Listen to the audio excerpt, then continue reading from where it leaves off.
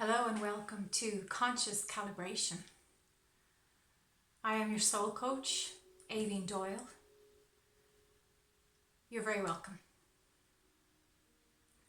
I know many of you have been dealing with big transformation, sudden shocks and changes,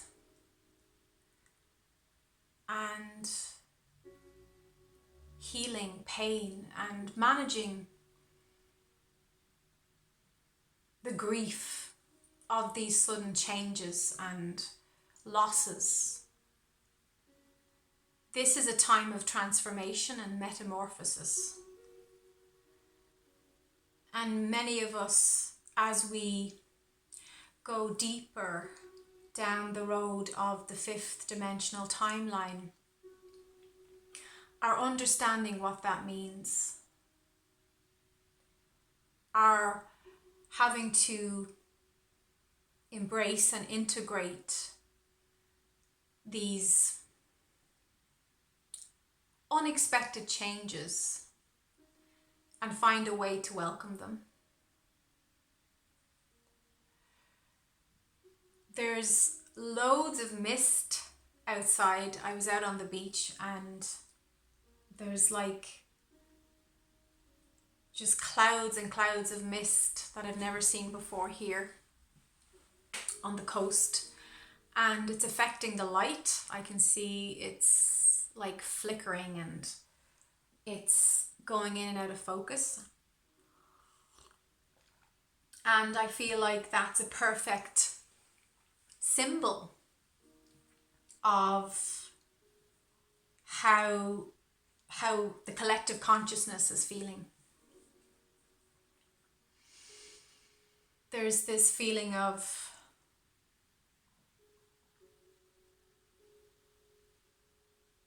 inconsistency, and some of you have been saying in the comments that you feel like you've got one foot in the fifth dimension and the other foot in the third dimension. But I feel for those of us here sharing these understandings and sharing these messages with each other, this interaction that we're having, I feel that we're past that. I don't feel that we have that shuffling between the two anymore.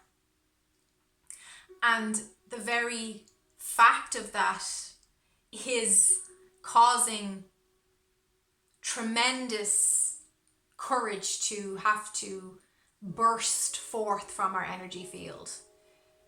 When we're in the fifth dimension, we can see that courage and strength and discernment is necessary. In fact, it's required. Courage is required here. We don't get to be lost in victimhood. We don't get to be walking around with our tail between our legs anymore, because that was the old self in the third dimension that didn't quite recognize its profound power and light. And we know who we are now. You know who you are. You're not playing the game of illusion anymore. That was part of your old life. And I watched a lovely film the other night. I just stumbled across it. Don't you find that the synchronicity of when you just need a piece of art to show you the way, or to mirror what you're actually feeling in your own life, in yourself? There'll often be a film or a song or a piece of art that just hits the nail on the head. And it was actually, my partner was flicking around the TV and I was just hoovering, doing a quick kind of clean of the kitchen and stuff. And he stumbled across this film that caught my eye. And there wouldn't be much on TV that catches my eye, but I do love a good film. And the film, I think it was called Finding Your Feet. It was a British film and it was just brilliant. I highly recommend it.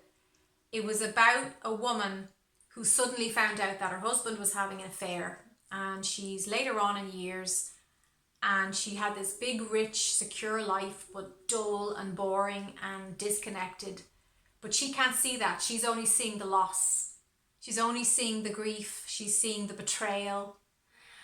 And she packs her bags because he wants the marriage to end, dissolve, and she goes to her sister who lives in a council flat in a less than posh place in the UK somewhere, and she has to move in with her sister who she's been estranged from, and she is cracked open into her pain and grief and how she's going to handle that. And I thought, wow, that film, that theme is so pertinent right now.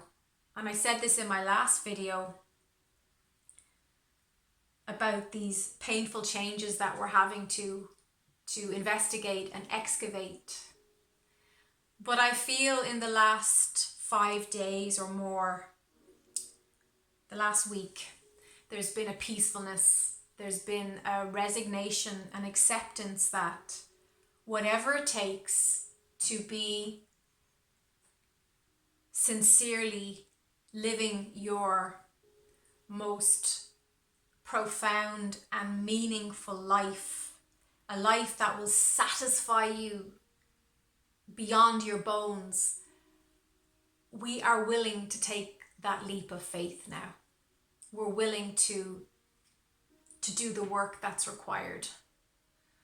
And it's no longer, our soul feels this magnetic pull. It's like, yes, we have free will, but the soulful pull of the magnetics of the pre-birth intentions are so loud and clear and attractive right now. So whatever you're afraid to dismantle or let go of, or whatever you're afraid to see inside yourself, whatever feelings that you've been denying or ignoring, you can't do that anymore, honey. You can't run from those feelings. And this is actually a safe time for you to be honest with yourself. And that's all that's really required right now. You can be sincere with yourself. And when you do that, it takes the fear out of what is ahead.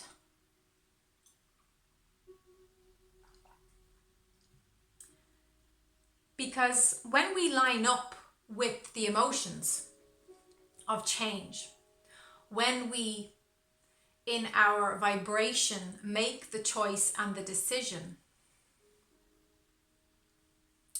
the rest just unfolds.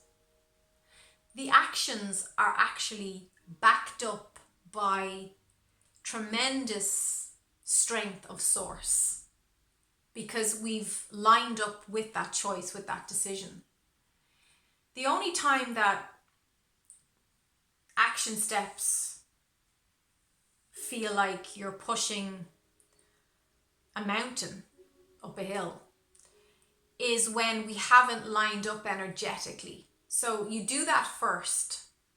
You know, you have to get your vibrational clarity about what you want first, and then the rest follows. Then the action steps are fluid and organic. They just kind of happen, and the right people show up, and we get that support we need, and we hear the message clearly, and we know where to go. So in this time of rest just before we go into the madness of, the coming eclipses.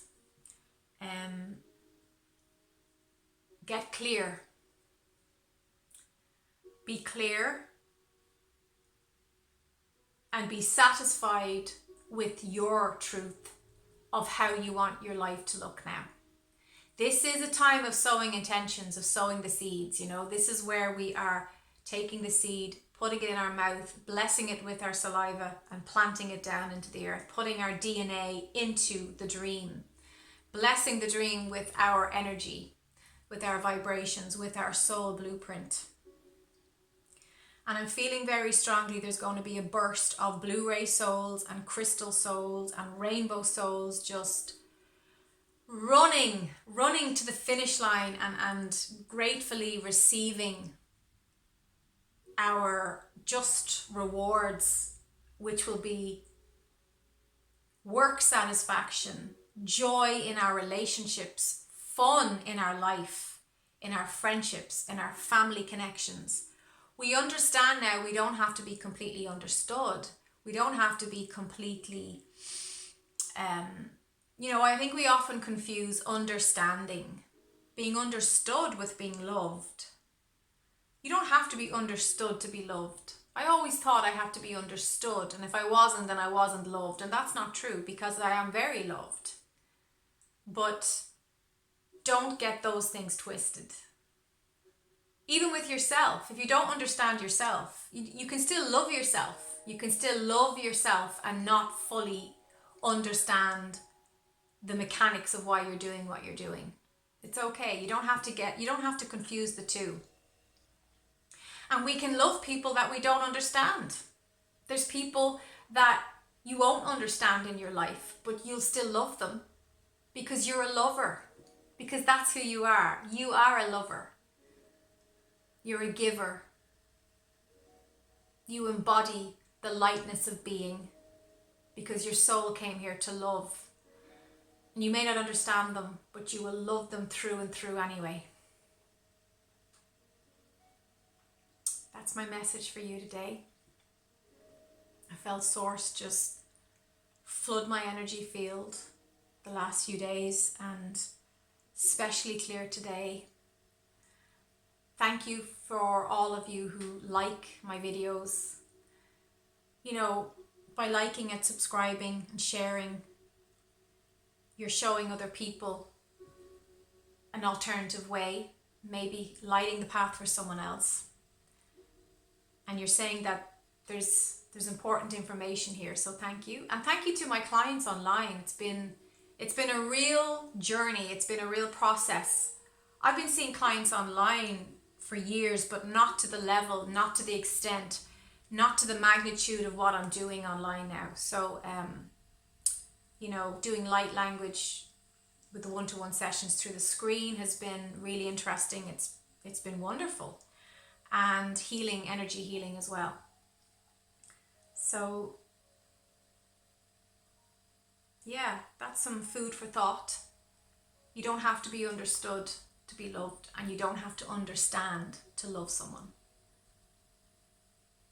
Don't confuse the ego mind with the heart, because all that's required to love is love, and you are love.